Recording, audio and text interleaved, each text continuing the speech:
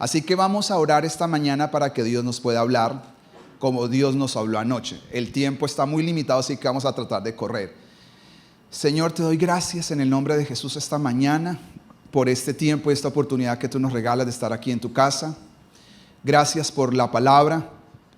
Queremos oírla, pero queremos oírla con fe, Señor, porque queremos obedecerla. No queremos simplemente recepcionar un mensaje más, sino queremos atesorar la palabra en nuestro corazón.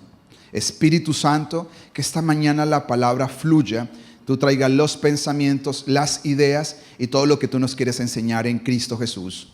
Amén. Yo quiero ponerle un video desde la ciencia, desde el pensamiento de un médico argentino muy reconocido, que ¿qué le hace la fe a su cuerpo? Para conectar todo, porque como hace 8 días habló el profeta Robles, de pronto algunos están desconectados que vengo a hablar de la fe, pero solamente quiero que escuchen lo que él dice en 53 segundos. ¿Qué hace la fe cuando las personas que tienen fe, qué le hace al cuerpo?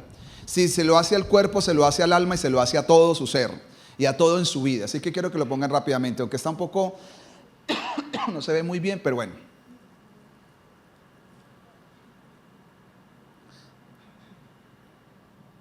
¿Tienen que ponerlo otra vez? ¿No hay sonido ahí? Ok. Bueno, solamente se lo traduzco porque la gente no alcanza a leer muy bien. Este es un médico que él dice que las personas que tienen fe en Dios tienen un ingrediente adicional a las personas que no tienen fe y se lo han comprobado científicamente, que es que la fe le hace bien al cuerpo físico, porque las personas que tienen fe, él va a demostrar en cerebro que la parte límbica del cerebro es activada en las personas que tienen fe. Entonces, cuando usted tiene fe en el Señor, lo que va a pasar con su cuerpo, él dice al final, esto es como si fuera una medicina para su cuerpo. Quiere decir que todas las personas que tienen fe esta mañana tienen un medicamento ya en su cuerpo funcionando activamente, y esto es poderoso. Por eso cuando hablamos, algún día que usted haga nuestra escuela, es una escuela que tenemos de la Cruz, cuando hablo de la sanidad, la Biblia nos dejó todo lo que teníamos para recibir sanidad física. Para mí, 1 es la cena, 2 es la fe y 3 es el corazón alegre. Porque la Biblia dice que el corazón alegre hermosea el rostro, pero no solamente dice eso, dice la Biblia que es un remedio para los huesos. Y la semana pasada estaba leyendo una persona que hizo un estudio, que las personas que pasan 1 hora mal geniadas reciben 6 horas de toxinas negativas para el hígado. 6 horas. Así que los mal geniados a curarse del hígado. ¿Cómo? Dejando el mal genio y comiendo bien. Porque está todo ligado, la fe está ligado, la comida, todo está en la Biblia. Por eso para mí la dieta bíblica para mantenerse sano está en la palabra de Dios. Y uno de ellos es la fe. La fe desata en el cuerpo humano, lo que dice el doctor, desata las toxinas positivas, por decirlo así, lo voy a decir de esa manera, que salen e irrigan el sistema límbico que tiene el cerebro. Así que es tan importante la fe. La fe nos hace bien para todo. Amén. Así que hoy voy a continuar con esta serie y vamos a ir a Lucas capítulo 1. El último mensaje que prediqué acerca de Zacarías y estaba en el capítulo 1. Empecé desde el versículo 5 y terminé en el versículo 25. Hoy voy a arrancar la siguiente historia, que empieza desde el versículo 26. ¿Qué dice la Biblia? Al 6º mes. ¿Cuál es el primer mes? Si usted puso atención hace 8 días a la palabra. El mes de Abib o de Nisan. ¿Cuál es ese mes? Abril. O sea, estamos en ese mes. Los que cumplimos años en abril, en el calendario judío es el primero. Amén. Ahí doy la cuña, aunque yo no lo celebro mucho. Dice al 6º mes. Entonces, ¿en qué momento quedó embarazada Elizabeth? En septiembre. ¿Y cuándo van a nacer Juan el Bautista? Si al 6º mes el ángel fue enviado por Dios a una ciudad de Galilea llamada ¿qué? Nazaret, porque ese 6º mes está embarazada Elizabeth. Entonces, ¿cuándo van a nacer? Mayo, junio, julio. En esa edad, nació Juan el Bautista. Por eso cuando uno estudia la Biblia ya comienza a entender muchas cosas más si usted comienza a sumar las fechas. 27. A una virgen desposada con un varón que se llama ¿quién? De la casa de David. Y el nombre de la virgen, ¿cómo se llama? María. 28. Y entrando el ángel donde ella estaba, dijo: salve muy favorecida, el Señor es contigo, bendita eres tú entre todas las mujeres. 29. Mas ella, cuando le vio, se turbó por sus palabras. ¿Qué estaba pensando? ¿Qué clase de salutación es esta? 30. Entonces el ángel, que este ángel ya sabemos quién es, Gabriel, le dijo: María, no temas, porque has hallado gracia delante de Dios. 31.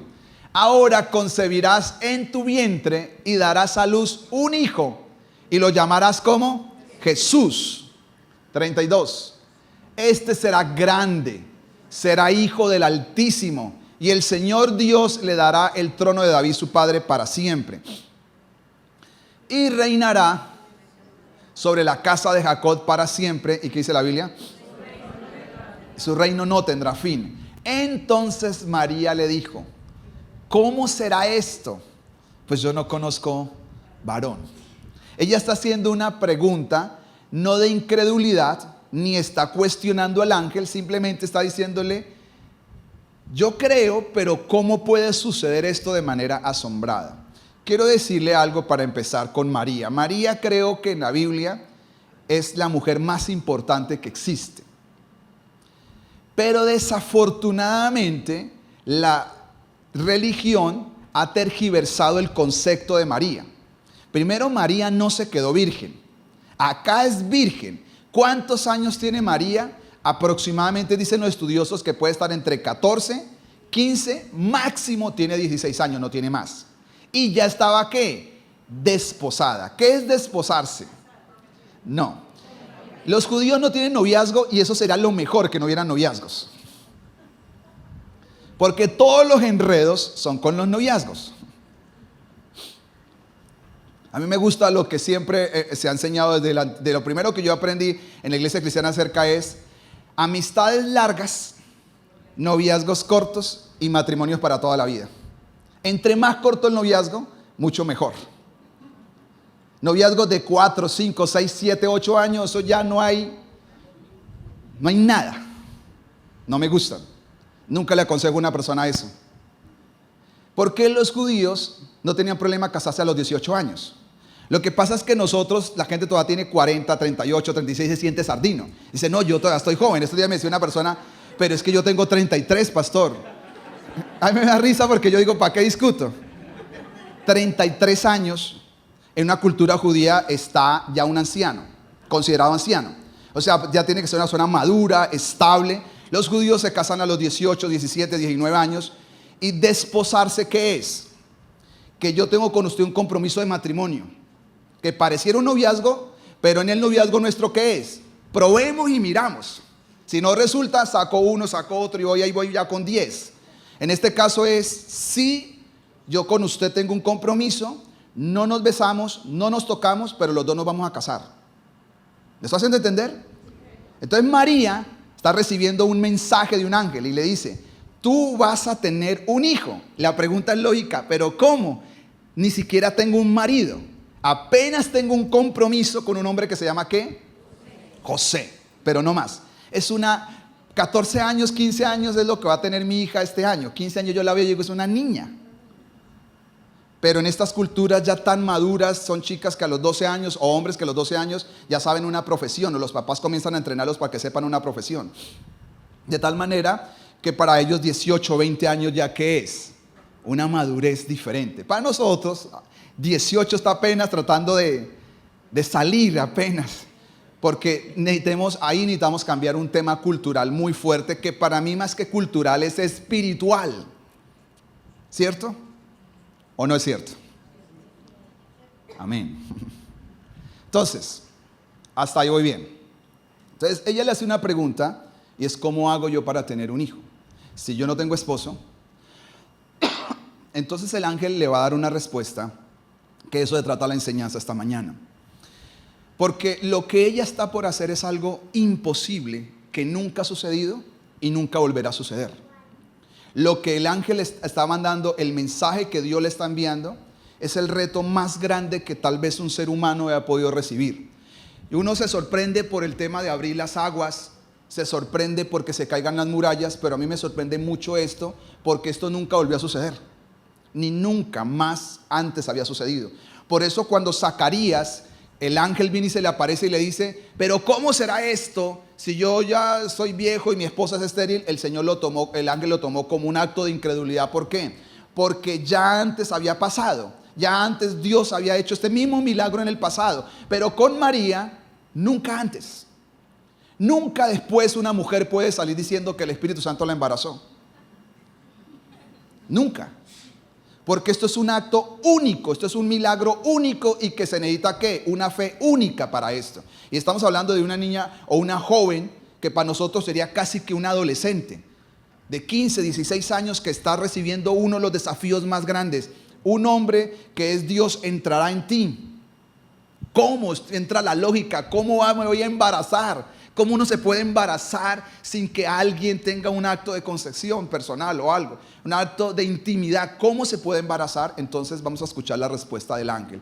Porque a través de la respuesta del ángel esta mañana quiero compartir cómo uno se edifica. El mensaje de esta mañana es cómo edificar sólidas, la fe sólida en la vida de las personas. Porque uno puede edificar una fe más fuerte. A veces uno tiene fe para cosas muy básicas, pero hay momentos donde Dios comienza a sacarlo de la zona en la cual está para llevarlo a que uno le pueda creer a Dios para cosas mucho más grandes.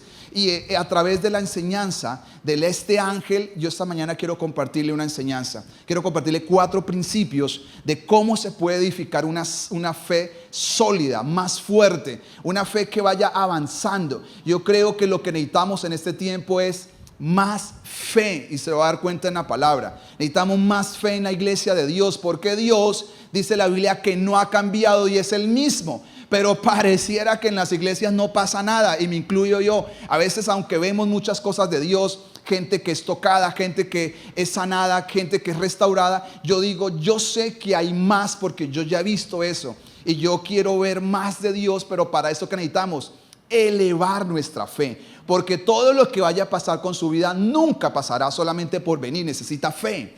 La gente puede tener conocimientos profundos de la Biblia y todas las cosas, pero si no tiene fe, esta mujer no es una mujer que tiene conocimientos tan profundos de la Biblia. ¿Pero qué tiene ella?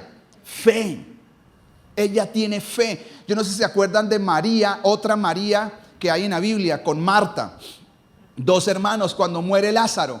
Hace 8 días creo que el profeta predicó un poquito acerca de esto, donde Marta le dice, sí, mi hermano, si tú hubieras estado aquí, mi hermano no hubiera muerto.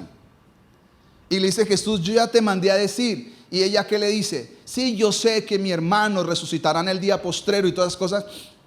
Y comienza a decir todo esto. Y a mí me sorprende de que esa mujer, que se llama Marta, nunca es una de los apóstoles de Jesús, pero ella da unas declaraciones de fe de Jesús extraordinarias. Dice, yo sé, tengo la convicción que si tú estuvieras acá, mi hermano no muere. Porque la convicción de estas mujeres era real, de que Jesús si estuviera, la gente se sanaba, la gente se levantaba de los muertos. Y ese tipo de fe es la que yo siento que se ha perdido en el pueblo de Dios. Estamos un poco ajenos a esa fe de creer que Dios sigue haciendo cosas extraordinarias en medio de nosotros. De que necesitamos una fe que vence, una fe que trae victoria, una fe que trae milagros. Ella va a experimentar un milagro y mire la respuesta del ángel. Vamos a ir a Lucas 1:35. Respondiendo el ángel le dijo, ¿qué le dijo? El Espíritu Santo vendrá sobre ti y el poder del Altísimo te cubrirá con su sombra. Por lo cual el santo ser que nacerá será llamado Hijo de Dios. 36. Y he aquí tu parienta Elizabeth, ella también ha concebido un hijo en su vejez. Y este es el 6º mes para ella, la que llamaron ¿qué? Estéril. 37. Porque nada hay imposible para Dios. Entonces María le dijo, he aquí la sierva del Señor, hágase conmigo conforme a tu palabra. y el ángel se fue de su presencia. Así que vamos rápidamente a mirar las lecciones del ángel. ¿Qué fue lo que el ángel le dice a María? Lo primero que el ángel le dice a María es cuando ella lo cuestiona y le dice a Dios, Dios, ¿cómo puede suceder esto? Si yo no tengo un esposo, si yo no sé cómo puede haber una concesión, no sé cómo puede haber que yo quede embarazada, ¿cómo puede suceder? La respuesta de Dios a través del ángel es esta. Se sabe que Gabriel significa mensajero de Dios. El mensaje de Dios para esta mujer está en el versículo 36. Dice, lo que va a pasar es que el Espíritu Santo vendrá sobre ti. Quiero que lo pongan ahí. 35. Porque quiero que esto sí lo lean. Dice, el Espíritu Santo vendrá sobre ti. Y el poder del Altísimo. Esto es un nombre de Dios. En la Biblia hay 7 nombres de Dios que son los primarios. Y uno de los 7 nombres primarios de Dios es este, Altísimo. La palabra Altísimo es la palabra Elión, que es el más alto de los altos, el más grande de todos, que por debajo de él no hay nadie. Ese es el Altísimo. ¿Usted sabe dónde aparece una referencia casi similar a este pasaje bíblico? En el Salmo 91. Donde dice, el que habita al abrigo del Altísimo morará bajo la sombra del Omnipotente. Y acá lo que le está diciendo el ángel es, lo que va a pasar es esto, María. En algún momento el Espíritu Santo vendrá sobre ti. Y lo que te va a pasar es que el poder de Dios te va a cubrir y quedarás embarazada. ¿Cómo sucederá? ¿Quién puede entender eso? En la mitología antigua de los griegos decían que los dioses tenían relaciones con los humanos y de ahí salían los famosos personajes históricos y míticos. Pero aquí no está hablando de eso, de una relación sexual, ni unas cosas, ni una intimidad entre Dios y un ser humano, sino lo que está diciendo es, el poder del Altísimo te cubrirá con su sombra. ¿Y qué dice la Biblia? Por lo cual el santo ser que nacerá se ha llamado Hijo de Dios. ¿Cómo lo puso Dios Padre a Dios Hijo ahí? No lo sé. Yo no sé si usted lo puede entender, yo tampoco lo puedo entender porque es un milagro. Entonces, ¿qué se necesita para recibir un milagro? Se necesita fe, porque es decir, ¿cómo va a suceder eso? Porque los milagros escapan de nuestra lógica humana. La lógica humana siempre está llevándonos a un tema, es decir, si yo lo puedo comprobar, si es comprobable, si es entendible, yo lo creo. Pero los milagros no siempre se entienden. ¿Qué es lo que son los milagros? Se tienen es que creer para que suceda. Entonces él dice, la primera lección que le va a dar el ángel para que tu fe se vaya edificando, para que tú puedas creer lo que va a pasar contigo es, tú necesitas la acción del Espíritu Santo en tu vida. Lo primero que se necesita es la acción del Espíritu Santo. Yo lo que quiero decirle a todas las personas que están viniendo a la iglesia, hay gente que me viene escuchando de años acá en esta iglesia, que la fe suya nunca se va a edificar. Estamos hablando que acá está un ángel de Dios. Déjeme decirle un dato porque posiblemente en el camino lo voy a perder y quiero decirlo de una vez ya que lo tengo en mi mente, que posiblemente la primera creación de Dios son los ángeles. De todo lo primero que Dios creó, existe una alta probabilidad que primero que creó fueron los ángeles. Y si usted no sabía, los únicos 2 nombres, que lo dije la vez pasada, pero quiero repetirlo, los 2 únicos nombres que la Biblia deja de escribir o los describe es Gabriel y Miguel. ¿Qué quiere decir esto? Que son los 2 ángeles posiblemente más importantes de la Biblia. Eran 3. Se fue Luzbel, que es Satanás. Entonces, uno tiene que ver con toda la parte del cielo, de la adoración, la administración que y el cuidado de Dios, que era Luzbel. Está el otro ángel que tiene que ver con todas las peleas de Dios y las batallas del Señor en la tierra, que es Miguel. Y ¿qué le tocaba? Todo lo que tiene que ver con los mensajes de Dios para el ser humano. Este es de los primeros posiblemente ángeles creados por Dios. Este ángel ha estado toda la eternidad con Dios. Este ángel conoce cosas de primera mano de Dios. Y este ángel le está diciendo, si uno se le aparece un ángel, yo por mucho tiempo quise que se me aparecieran ángeles y he tenido experiencia con ángeles, pero nunca los he visto. Ángeles que han hecho, tengo una serie acerca de los ángeles en la iglesia, Mensajeros de Dios, donde he tenido experiencia con ángeles, pero siempre quise tener una experiencia así como estas, que uno verlo visiblemente. Pero el ángel ni ora por María, Usted tiene que tener cuidado con estas cosas, porque en las iglesias van metiéndose doctrinas raras. El ángel no ora por ella. El ángel no manda a orar a María, porque la oración, la fe no viene por oración. Usted tiene que saber eso. Usted puede orar 10 años que Dios le dé fe y la fe no viene por oración. Esa fue la gran revelación que yo recibí, porque yo pasé 10 años orando por fe. Hasta que un día me encontré un libro de un hombre que se llama D.L. Moody, que fue uno de los evangelistas más importantes de Estados Unidos. Y él dice, en uno de sus pensamientos, dice: yo duré orando 20 años por fe. Él duró 20, yo solamente 10. Y en algún momento leí donde dice Romanos 10, 17, que dice que la fe viene por el oír, y el oír la palabra de Dios. Y me di cuenta que por toda la Biblia no hay alguien que haya orado por fe. Todos la recibieron por la palabra de Dios, por recibirla, oírla y creerla. Entonces, cuando la fe se desata al creer la palabra de Dios. No sé si lo podemos. No se puede, ¿no? No, vamos a hacer más bien acá arriba. Es que me está afectando mucho el aire estos días. No, sí está bien desde acá. Entonces, ¿qué es lo que sucede? El ángel no ora por ella. ¿Cuánta gente como yo he querido una experiencia con un ángel y el ángel no está haciendo nada? El ángel solamente le está dando un mensaje. Un mensaje, está transmitiendo el mensaje, nada más. ¿Por qué decir los ángeles no tienen que hacer nada más y no es eso? Ella no está recibiendo una impartición. El ángel no le dice tienes que orar. El ángel, ¿qué le dice? Para tú creer lo que está por suceder en ti, tienes que saber primero que el Espíritu Santo vendrá sobre ti y el Espíritu Santo te va a capacitar para que tú puedas recibir este milagro. Lo que yo quiero decirle a todos es que necesitamos al Espíritu Santo. En las iglesias cristianas, pentecostales, carismáticas y tantas iglesias, me doy cuenta que el énfasis principal es que la señal de que una persona ha sido llena del Espíritu Santo es hablar en lenguas. Y para mí esa no es la señal principal. Sí es una gran señal, porque bíblicamente está que una de las formas como la gente se manifiesta la llenura del Espíritu Santo es cuando habla en otras lenguas. Hablar en otras lenguas para mí es un misterio. Que en este momento yo pueda cambiar de idioma y parar las veces que quiera, yo digo, eso es un misterio divino. Pero esto no es la principal señal. La principal señal de que el Espíritu Santo llegó a una persona no es ni las lenguas, ni profetizar, ni cantar. La principal señal bíblica que está en el Antiguo Testamento y está en el Nuevo Testamento. Vamos a ir a Samuel. Primero en Samuel capítulo 10.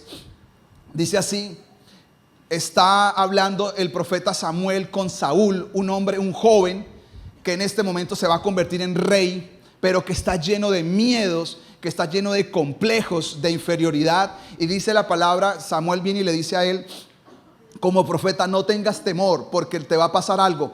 El día que venga el Espíritu del Señor sobre ti, vendrá ¿cómo? Con poder. Siempre en la Biblia que vino el Espíritu Santo, siempre va a venir poder. Por eso las personas no pueden decir yo tengo al Espíritu Santo. Por eso a mí no me gusta nada de misticismos en la iglesia, porque todo el Espíritu es tan natural. Eso no tiene que hacer tanta cosa rara, es tan normal, porque la gente le da mucho culto a lo místico, pero en sí no hay nada de esencia. Si hay Espíritu Santo, ¿qué hay? Hay poder.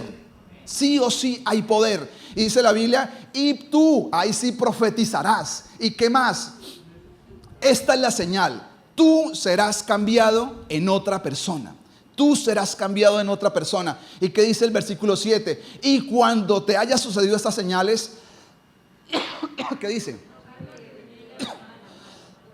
Porque Dios está contigo. Haz lo que te venga a la mano, porque Dios está contigo. Y mire cómo cumplió Dios la promesa. Mire el versículo 9. Aconteció luego que al volver en la espalda para apartarse Samuel, ¿qué dice la Biblia? Dios, ¿qué hizo Dios? Mudó el corazón. ¿Usted quiere saber cuál es la evidencia en el Antiguo Testamento y en el Nuevo Testamento de que el Espíritu Santo ha llegado sobre una persona? Es cambiarlo. Nadie que ha recibido la presencia, el poder del Espíritu Santo queda igual. Se produce un cambio en el corazón. Dice la Biblia que cuando venga el Espíritu Santo, Dios le está diciendo a Samuel, Samuel está diciendo a Saúl, perdón, Dios le está diciendo a través del profeta, Lo que va a pasar contigo es que cuando venga el Espíritu Santo, tú vas a recibir poder. Tu lenguaje será cambiado, tú comenzarás a profetizar. Pero lo más importante que va a pasar contigo, ¿qué es? Tú no volverás a ser la misma persona. Tu corazón será transformado. ¿Pero qué le pasó a este hombre? Que esto es parte de mi escuela de sanidad. Este hombre siguió desobedeciendo la palabra de Dios. ¿Y cómo termina este hombre? Con los brujos. Este hombre al final termina con los brujos porque él no entendió el poder del Espíritu Santo. Porque el poder del Espíritu Santo en la vida de los creyentes no es ni para temblar, ni para hacer cosas raras. El poder del Espíritu Santo ni para gritar, ni nada de esas cosas. El poder del Espíritu Santo es ¿para qué? Para cambiar la vida de las personas. Por eso María va a recibir un cambio extraordinario. Ella se va a convertir en la receptora de Dios. ¿Cuándo? Cuando venga el Espíritu Santo sobre ella. Cuando venga el Espíritu Santo sobre nuestras vidas, nuestra fe no se va a quedar quieta. La fe de las personas se comienza a poner en movimiento cuando el Espíritu Santo viene. Desde el primer capítulo de la Biblia, Génesis 1, dice la Biblia que en el principio creó Dios los cielos y la tierra estaba desordenada y vacía, pero el Espíritu de Dios se movía sobre las aguas y Dios dijo y las cosas cambiaron. Porque el poder de la palabra está antes de que el poder de la palabra salga de la boca de Dios. Se movió el Espíritu Santo. Por eso la confesión positiva que mucha gente hace se convierte equivocada. Yo no enseño en confesión, yo enseño en la confesión de fe. Porque a veces la gente dice, confiese la palabra, diga esa cosa, diga yo soy sano, yo soy próspero, no diga eso, no diga lo otro porque se va a llenar de maldiciones. Eso así no funciona. ¿Cómo funciona? El Espíritu Santo se mueve en su corazón y una vez se mueve en su corazón, cuando se mueva, lo que usted tiene que hablar es la palabra, porque ahí es donde van a pasar los milagros, porque no se trata de lo que sale de su boca, sale de lo que Dios se mueve dentro de usted. Por eso que le dijo el profeta, cuando el Espíritu venga sobre ti, lo que te venga a la mano, hazlo, porque Dios está contigo. Lo que usted y yo necesitamos para que las cosas cambien es la presencia del Espíritu Santo en nuestras vidas. Por eso si algo queremos en Sion siempre es honrar al Espíritu Santo, caminar con el Espíritu Santo, vivir, debe de ser normal tener sueños, tener visiones, debe de ser normal darle a la gente palabras, porque si el Espíritu Santo está en medio de nosotros, la gente se puede sanar, porque el Espíritu Santo está ligado al poder de Dios. Y la fe suya nunca se va a mantener estancada si usted experimenta una vivencia continua y real con el Espíritu Santo. Cuando las personas comienzan a entrar en esa dinámica, su fe comienza a crecer y a avanzar en todo lo que Dios tiene preparado para ustedes. La segunda lección que el ángel le da a ella, él le dice en el versículo 36, quiero decirte algo, tu parienta Elizabeth ya tiene 6 meses de embarazo. La que llamaban ¿qué? Estéril. Y uno dice, ¿por qué el ángel le quiere contar esto a María? Porque Elizabeth se resguardó, quedó allá en un lugar con Zacarías, se fueron a vivir los dos solos, los dos ancianos, hasta que ellas están cuidando su embarazo. Y María, que es su familiar, no lo sabe. Pero el ángel le cuenta, le da un testimonio, le dice, tu pariente, la que tú conociste, la mujer que era de edad avanzada, que desearon un hijo, que ya perdieron la esperanza, quiero decirte que esa mujer ahora está embarazada, la que la gente llamaba estéril. ¿Cuál es el segundo principio que el ángel le está enseñando a María para que su fe siga creciendo? Porque el ángel la quiere llevar a un punto que ella pueda decir, yo creo lo que Dios me está diciendo que debo de hacer, yo creo que el Hijo de Dios va a nacer en mí. Entonces lo primero que le dice, lo primero que va a pasar es que el Espíritu Santo vendrá sobre ti. Lo segundo que va a hacer el ángel, ¿qué es? Contarle un testimonio. ¿Y de qué se trata este principio? Este principio se trata de que nosotros tenemos que aprender ¿a qué? A meditar en los hechos asombrosos del Altísimo, del Señor. Tal vez para las personas piensan que la fe se recibe de cosas místicas. Nuestra fe no es de cosas místicas, nuestra fe, la misma fuente es Dios y su palabra. Y cuando usted comienza a meditar en lo que Dios ha hecho, va a comenzar a ver la gloria de Dios. Déjeme mirar un pasaje y le voy a explicar esto, que aquí es donde más me quiero detener un poco. Vamos a ir al Salmo 78. ¿Qué dice acá? Un salmo de Asaf, uno de los salmistas. Oh pueblo mío, escucha mis enseñanzas y abre tus oídos a lo que te voy a decir. Ojalá esta mañana sea igual. Yo oro que usted ponga cuidado a lo que le voy a decir. Y usted puede abrir sus oídos a lo que va a escuchar. ¿Qué dice? Porque te hablaré por medio de una parábola, te enseñaré lecciones escondidas. ¿De qué? De nuestro pasado. Él es un judío. Y dice la Biblia así, 3, historias que hemos oído y conocido. Hay historias que hemos oído y que hemos conocido. La gran mayoría de las personas en una iglesia solo han oído historias, pero casi no tienen una historia. No sé si me suena a entender. Y mi idea es que su historia comience a ser elevada a través de un ámbito de fe. Porque a veces uno solamente ha oído historias de que Dios sanó el matrimonio de alguien, de que Dios prosperó a una persona que estaba así. A mí no me gustan los testimonios, por eso yo dejo de dar testimonios, pero poco a poco, porque no me gustan los testimonios que la gente dice, yo estaba pidiendo por una casa y me la regalaron, la recibí del Señor. Digo, no, cuéntemelo bien, ¿cómo la recibió? Porque no me gusta que me dejen así, y la recibí, ¿cómo? Entonces a veces me encuentro, no, hicimos un crédito, no, eso no es un testimonio. Así que para mí regalada es que alguien diga, tome esta casa y se la regalo. De resto para mí no es un regalo. Entonces cuénteme bien el testimonio, porque a veces la gente está llena de testimonios de cosas que realmente no son. Entonces acá dice el salmista, nosotros hemos oído, ¿y qué más? Y conocido. Usted no necesita solamente oír testimonios, ponerse en YouTube, eso uno publica, la gente publica que Julano sanó. Dios también quiere sanarlo a usted. Dios también quiere cambiar sus hijos. Dios también quiere cambiar su historia. Por eso Él dice, historias que hemos oído, pero historias que hemos conocido. ¿Qué nos transmitieron quiénes? Nuestros antepasados, nuestros padres. No le ocultaremos estas verdades a quiénes. Y a la próxima generación le contaremos ¿de qué? De las gloriosas obras del Señor y de su poder y de qué más. Sus imponentes maravillas. 75. Pues emitió sus leyes y entregó sus enseñanzas a Israel y le ordenó a nuestros antepasados que ¿qué? Déjeme ahí parar y voy a seguir para avanzar. Los judíos hasta el día de hoy hacen algo que no hacemos nosotros. Y ahí está nuestra diferencia de fe. Ellos no han perdido sus raíces porque están comprometidos con este versículo bíblico. Si usted no lo sabía. Esto viene de un pasaje que está en Deuteronomio.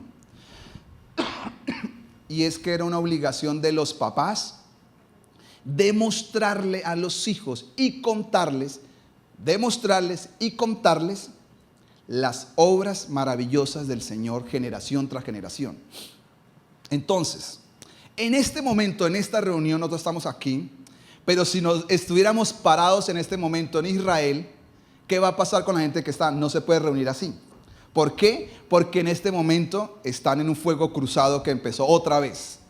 Entonces, ¿qué hace la gente cuando está en esos momentos? Refugiarse en los búnkers y esperando a ver qué va a pasar. Porque no pueden reunirse como nosotros, porque en cualquier momento va a caer algo sobre este lugar. Pero ayer leí ahí un soldado que me impresionó tanto, porque él habla muy bien el español y hace hartos videos, y él dice, coge la tierra y dice, esta tierra Dios nos la dio y nosotros no la vamos a abandonar. Esta tierra nadie nos la va a quitar y lo vamos a pelear hasta el final. Estemos de acuerdo con los métodos, no estemos de acuerdo. Lo que quiero decirle a ellos es que ellos, por una tradición oral, ¿qué hacen ellos? Le cuentan a sus hijos, a los hijos de los hijos y a los hijos de los hijos de dónde viene su historia. ¿Y cuál es su historia? Si usted quiere ver un milagro de Dios, usted tiene que mirar a Israel. Para mí es uno de los milagros más grandes. Que Israel subsista cuando tiene tantos enemigos que lo quieren acabar y no lo podrán acabar ya, ¿sabía usted? Nunca más los podrán desterrar. Van a morir muchos, pero no los podrán desterrar porque Dios prometió algo en su palabra. Y ellos creen que las obras de Dios no son solamente para el pasado, sino las obras de Dios son ¿para qué? Para hoy también. Entonces acá dice, pues ellos le emitió unas leyes a Jacob, entregó enseñanzas a Israel, les ordenó a nuestros antepasados que ¿qué? Se las enseñen ¿a quién? A sus hijos. Ahí está nuestro problema. Como nosotros no venimos de tradiciones de este tipo de fe sin una traición. ¿Cuál es nuestra Semana Santa para nosotros? La gente se va para piscina, se va para el mar. Estos días vi un video que me causó gracia de Jesús, que lo cogieron a juguete y Jesús agarró a puñas con los que estaban ahí, porque esa es la tradición que tenemos todos de la Semana Santa, que cogen al más malo del pueblo y lo crucifican y lo llevan por todo el pueblo y va la gente haciendo la procesión. Entonces cogieron a Jesús a garrote y Jesús se bajó a darse puños con todo el mundo porque le estaban dando muy duro. Toda la gente se comenzó a desquitar con este malo del barrio. Esta es la tradición que tenemos nosotros.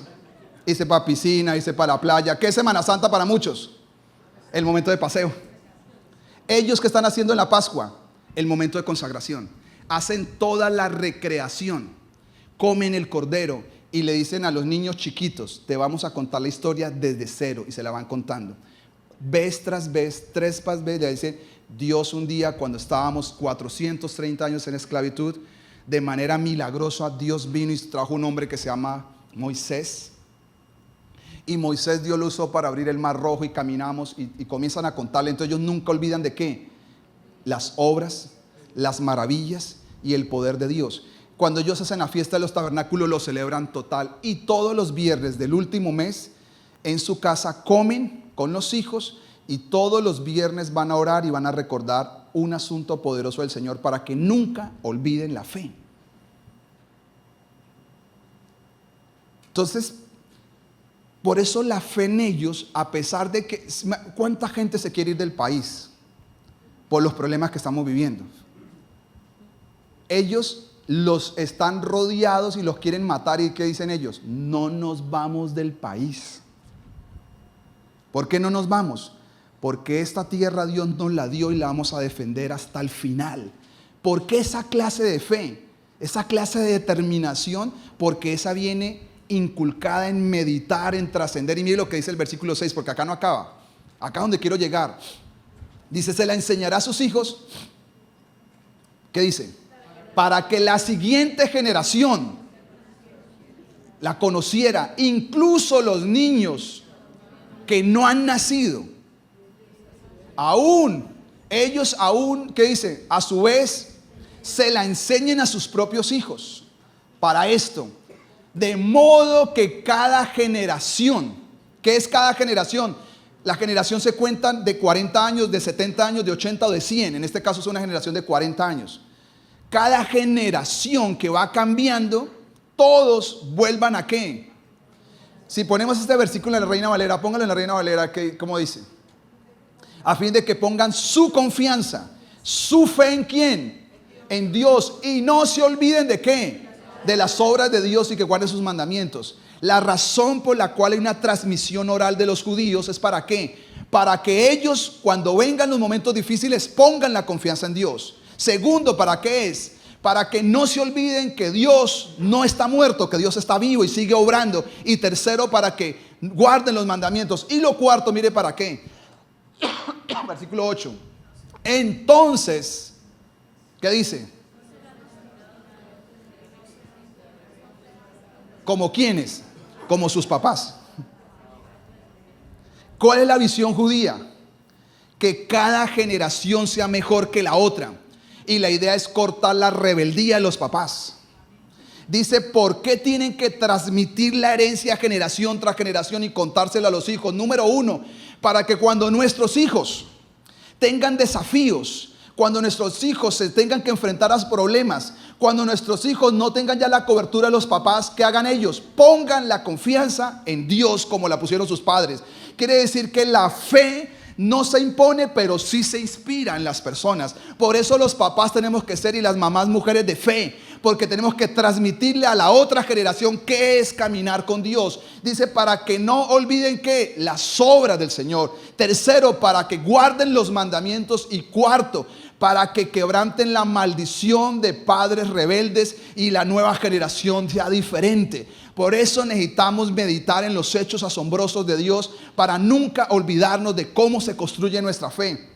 Nuestra fe es poderosa. Si usted no lo sabía, la iglesia cristiana, la iglesia católica, y lo digo con todo el amor y respeto, me escucha mucha gente, yo he estudiado, yo no he sido católico nunca, ni antes ni ahora, pero respeto muchísimo la gente que cree y lo que cree, pero yo he estudiado la fe católica. porque la fe católica siempre ha dicho que ellos son los pioneros. Está totalmente alejado porque el catolicismo empezó después del 300 años después de Cristo. El cristianismo nació con la iglesia en el aposento alto. Ese día empezó la iglesia. Y desde el inicio de la creación, de la iglesia, así como el Antiguo Testamento, hay una historia que es la historia de Israel, donde ellos enfrentaron imperios y hasta el día de hoy enfrentan gente que los quiere aniquilar, pero Dios los ha defendido.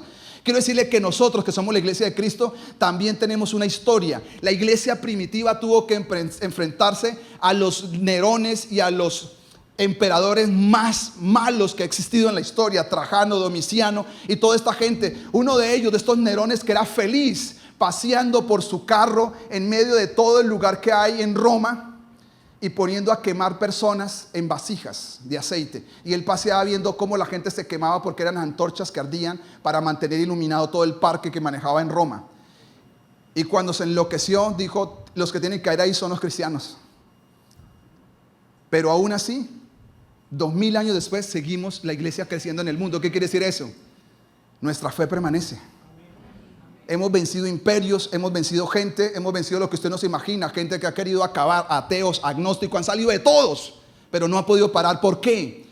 Porque Dios está metido en nosotros, porque Dios sigue obrando, porque Dios es poderoso, porque Dios sigue haciendo milagros. Y el ángel le dice a María: María, te voy a decir algo que tal vez tú no lo sabes, pero esa mujer que era una anciana, que era una señora adulta, que nunca había dado hijos, ahora tiene un hijo. Te cuento un testimonio de lo poderoso y maravilloso que es Dios, y es que Dios sigue abriendo milagros, sigue haciendo milagros en medio de nosotros. Así que la fe se edifica ¿cómo?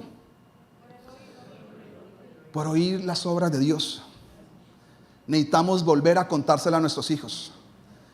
Por eso es que nosotros tenemos una desconexión. ¿Por qué? Porque muchos de nosotros no tenemos papás que fueron cristianos, ni abuelos cristianos, ni bisabuelos cristianos.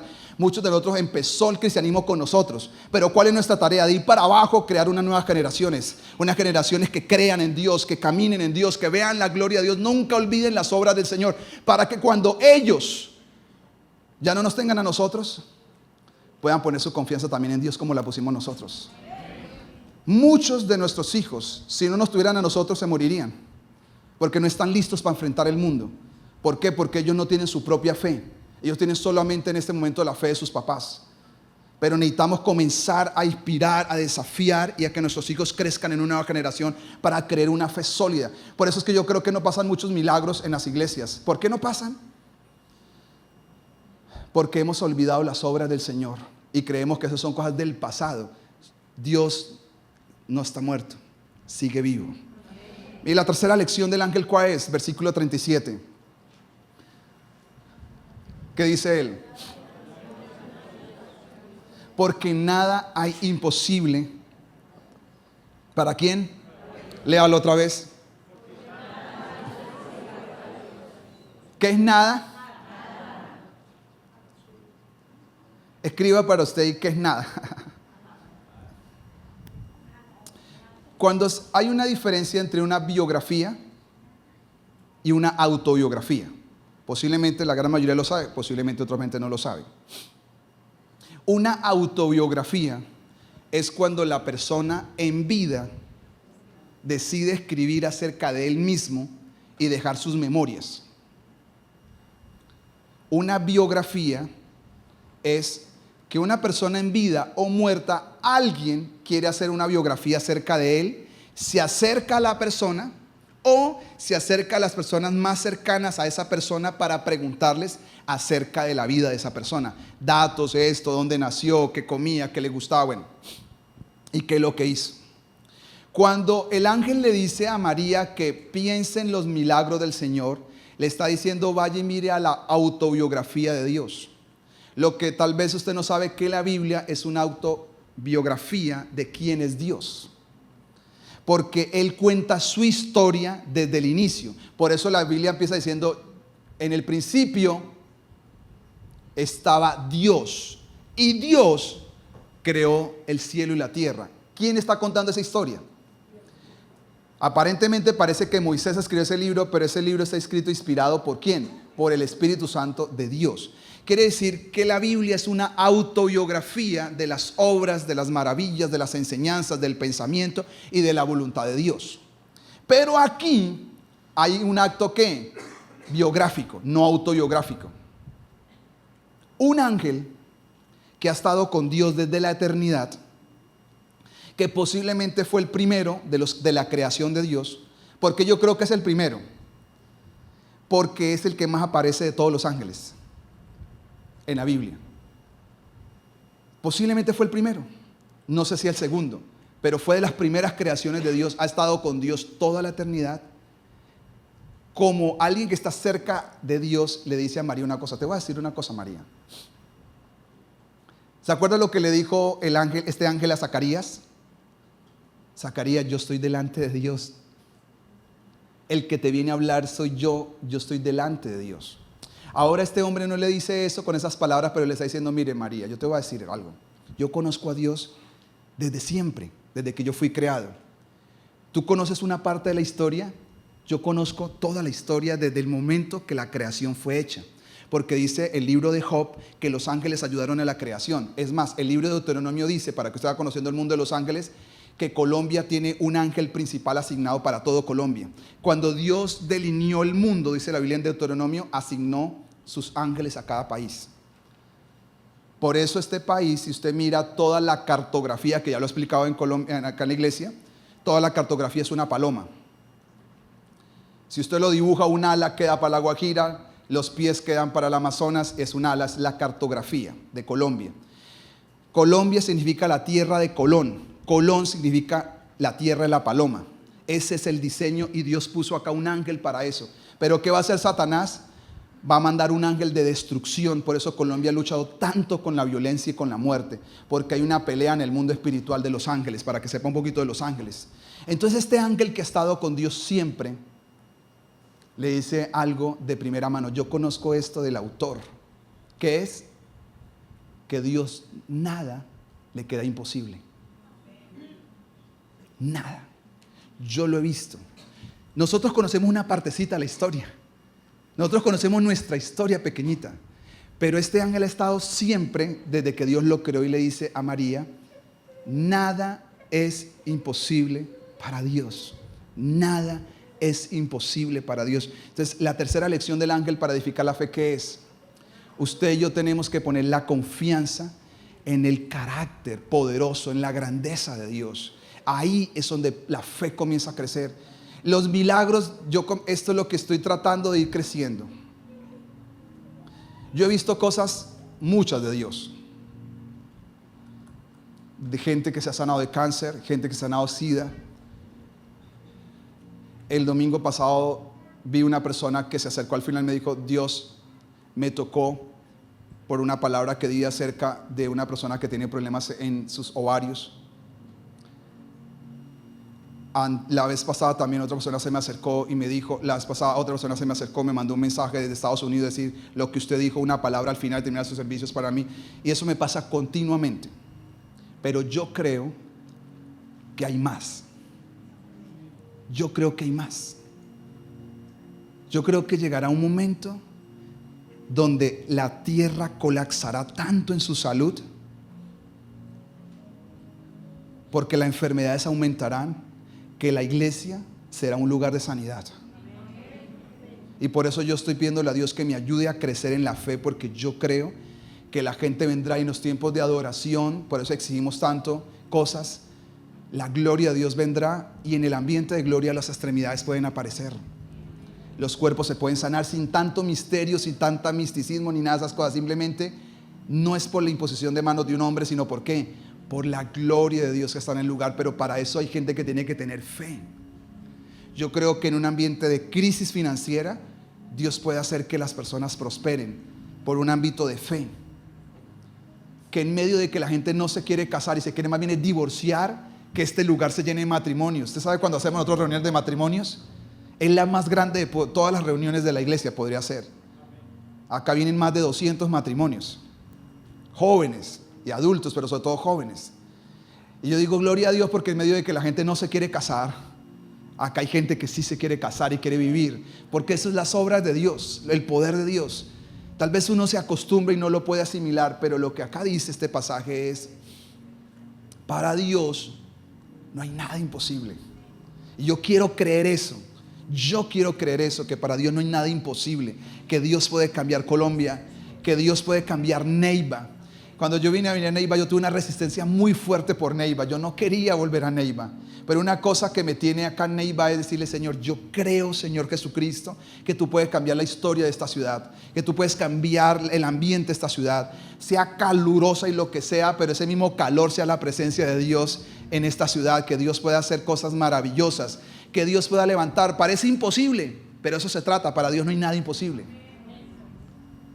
Porque necesitamos crecer en nuestra fe, necesitamos avanzar en nuestra fe, necesitamos que el Espíritu Santo nos lleve a más.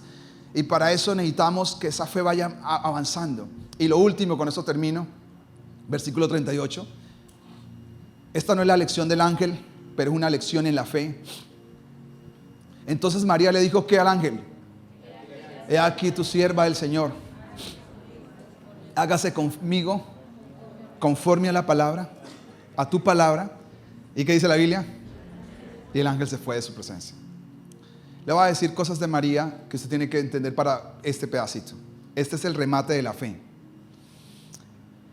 Si yo le dijera esta mañana, ¿usted cree que para Dios no es nada imposible? Todos me van a gritar eso. Pero no me gusta hacer tanto eso. Yo sé que la gente me va a gritar. Amén, yo lo creo. Pero aquí es donde viene la parte que separa a los que gritan a los que hacen. Ella recibe un testimonio y le dice, ¿cómo puede pasar todo esto? Yo no tengo un hombre. Está sorprendida, pero yo creo que, no sé cómo será, pero explícame. El Espíritu Santo vendrá sobre ti y la sombra del Altísimo te cubrirá, y ahí el bebé se podrá puesto en tu vientre.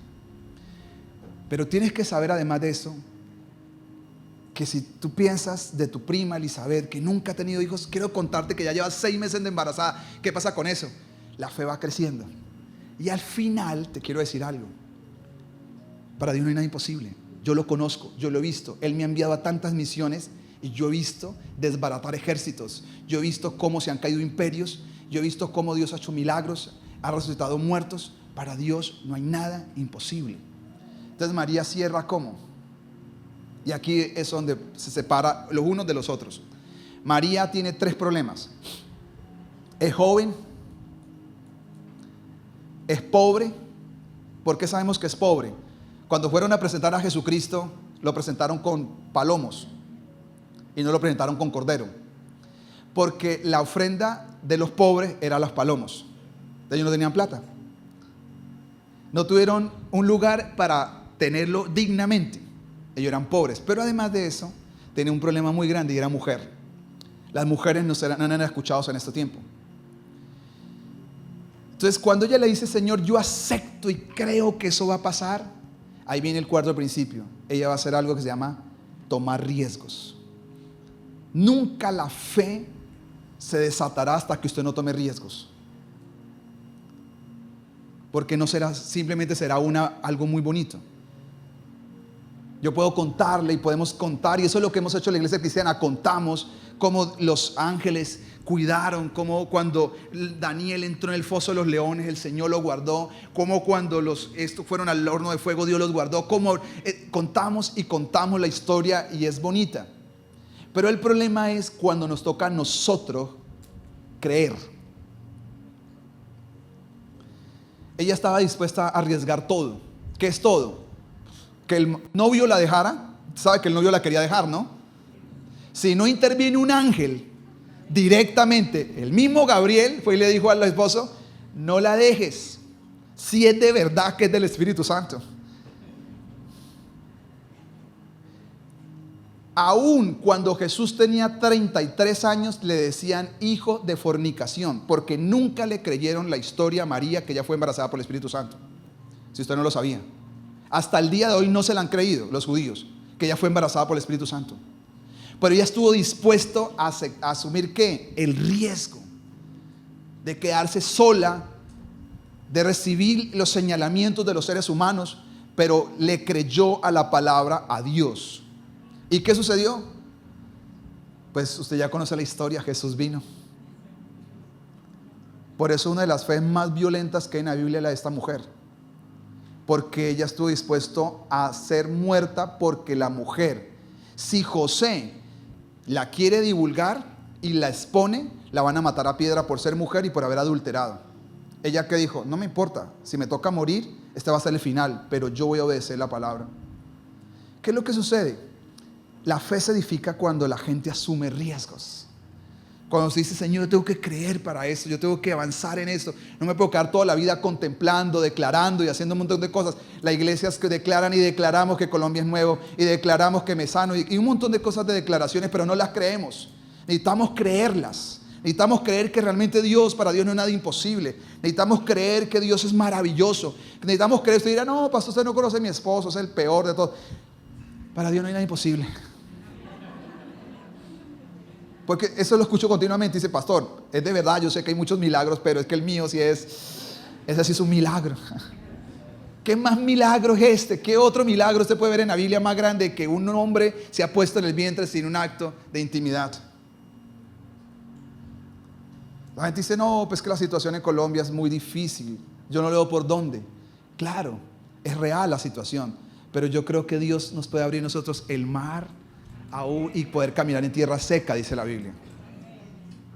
Que si colapsa todo el sistema de salud, que yo creo que va a colapsar en los próximos años, y lo dije hace como 2 años atrás, que la iglesia sea una fuente de sanidad. Yo creo eso, yo me estoy preparando para eso, para que esos sean lugares donde la gente venga a los servicios, sea sanada por el poder del Espíritu Santo, sea tocada por el poder del Espíritu Santo, porque necesitamos volver a ver a Dios como nunca antes lo hemos visto, y Dios va a volver a aparecer en su iglesia de manera real, no solamente contar historias y hacer declaraciones que al final son más declaraciones vacías que declaraciones de fe. Así que pongámonos en pie, por favor, esta mañana y démosle gracias al Señor.